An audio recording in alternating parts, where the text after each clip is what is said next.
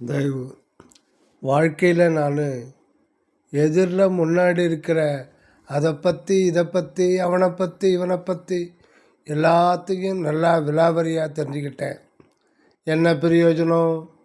ஆனால் நான் யார் இதுவரையில் என்னை பற்றி எனக்கு ஒன்றுமே தெரியாமல், நான் யாருன்னே அறியாமல் எப்படியோ வீணாக காலத்தை கழிச்சிருந்துட்டனே, தப்பு பண்ணிட்டனே கடவுளே.